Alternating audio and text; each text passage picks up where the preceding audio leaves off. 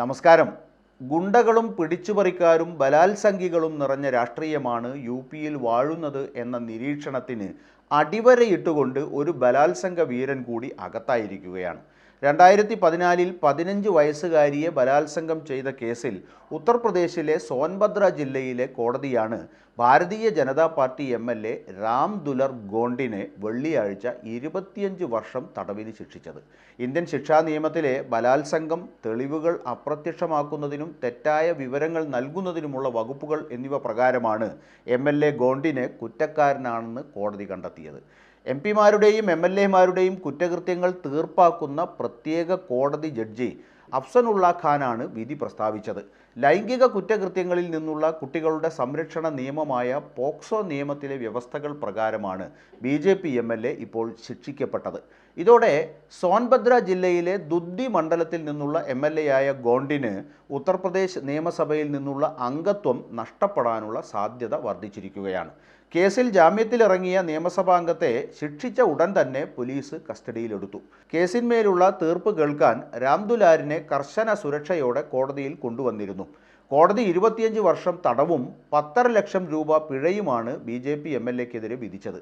പരാതിക്കാരന് പിഴത്തുക നൽകാനും കോടതി നിർദ്ദേശിച്ചിട്ടുണ്ടെന്ന് സർക്കാരിന് വേണ്ടി ഹാജരായ special public prosecutor Satyaprakash Tripathi പറഞ്ഞു.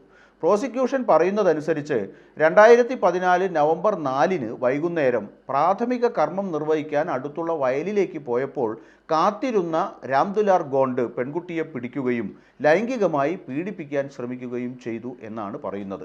വീട്ടിൽ തിരിച്ചെത്തിയ പെൺകുട്ടി തൻ്റെ ദുരനുഭവത്തെക്കുറിച്ച് വീട്ടുകാരെ അറിയിച്ചു.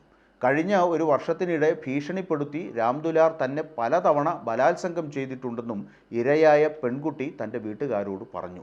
വിചാരണ വേളയിൽ 1998 പെൺകുട്ടി ജനിച്ചതെന്ന് പ്രോസിക്യൂഷൻ വാദിച്ചപ്പോൾ 1994 ജനിച്ചതെന്ന് അവകാശപ്പെട്ട എം.എൽ.എ അവളുടെ സ്കൂൾ രേഖകൾ സമർപ്പിച്ചു.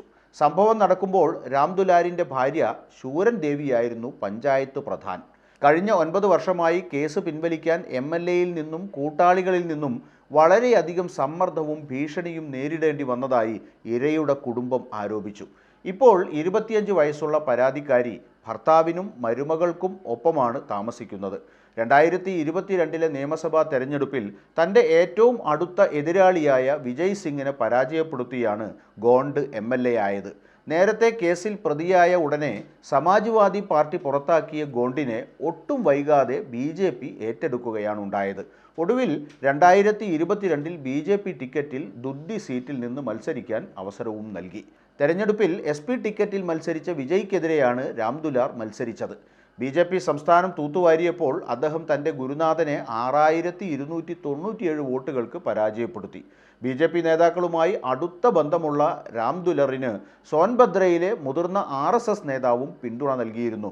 അദ്ദേഹം RSSൻ്റെ ഭാഗമായിരുന്നില്ലെങ്കിലും സോൻഭദ്രയിലെ ഒരു മുതിർന്ന നേതാവ് കാരണമാണ് അദ്ദേഹത്തെ സംഘ് പിന്തുണച്ചത് എന്നാണ് ഇപ്പോൾ ഇക്കാര്യത്തിൽ RSS നേതൃത്വത്തിൻ്റെ വിശദീകരണം.